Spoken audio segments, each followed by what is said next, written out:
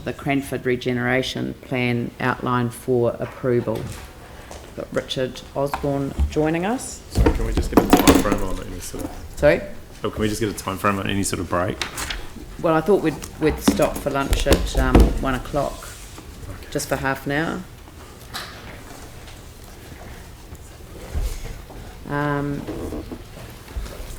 Right. Richard, do you want to give us a quick outline on the outline?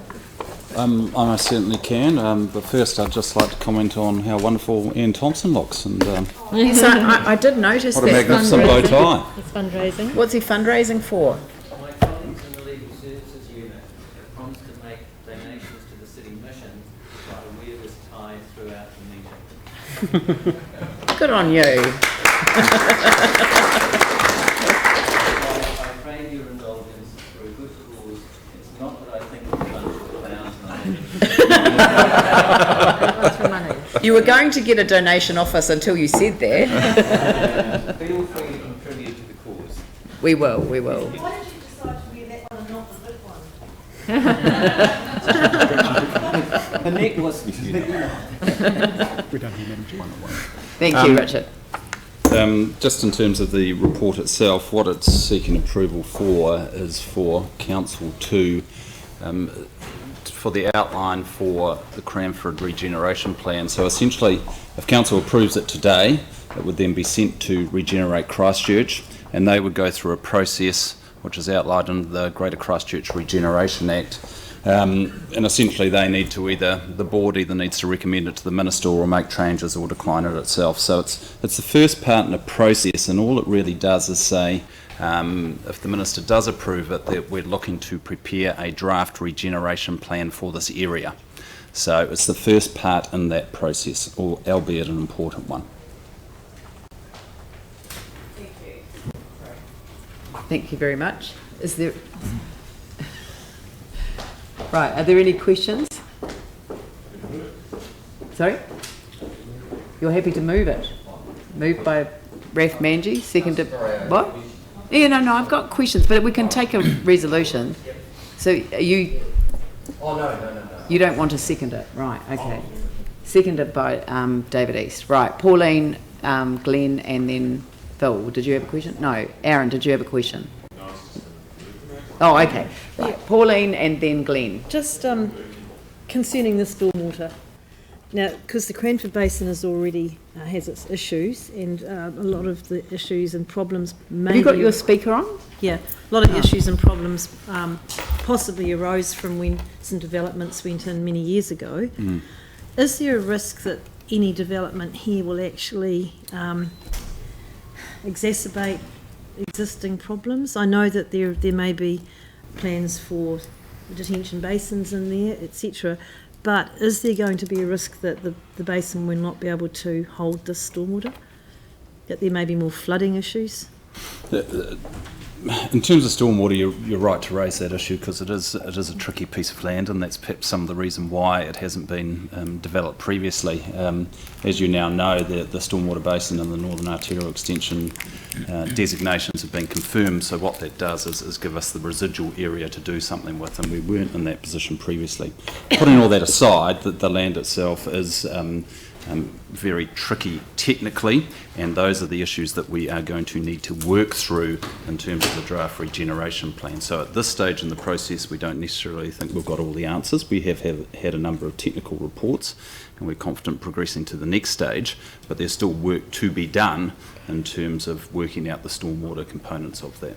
Right, so agreeing to a draft plan is not agreeing to it going ahead, whether or not regenerate plan is produced or not.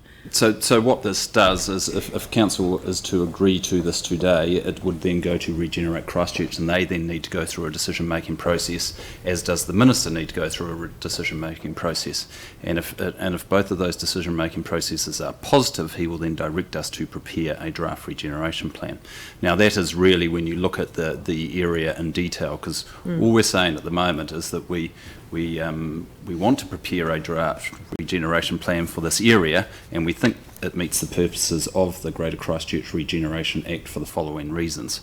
but it's reasonably non-specific in terms of what those outcomes will be.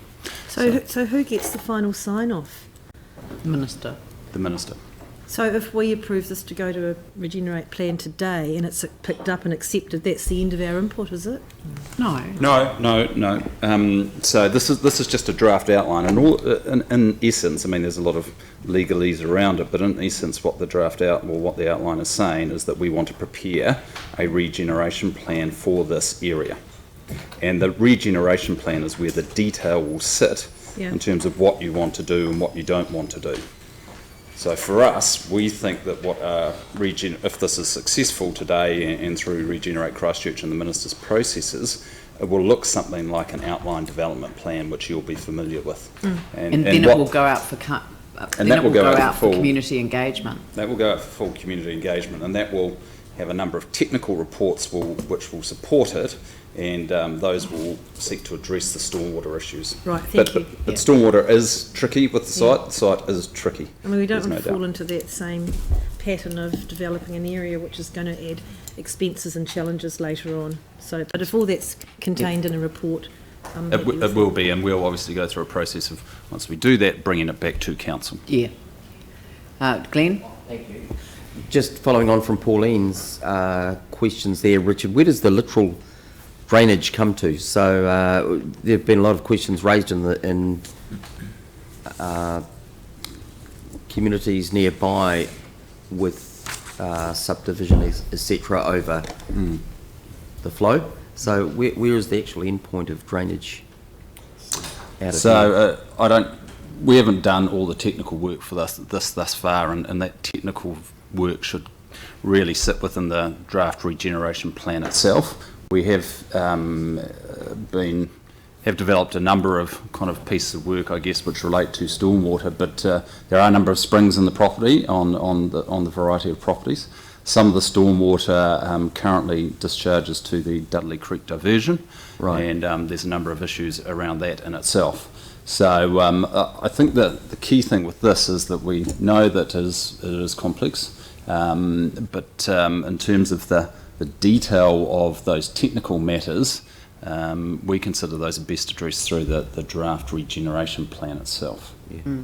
Okay. He may be referring to the Horseshoe Lake issue, so which obviously needs to be taken into account as well. But this authorises the chief and executive and I to make any amendments to the plan before it's submitted. But as I said, it's not the end of the process, it's the beginning of a process. Okay. I'm very keen to support this because I think it's very important that we use the new legislation in a way that it was intended, and this certainly would enable us to make a change to our district plan.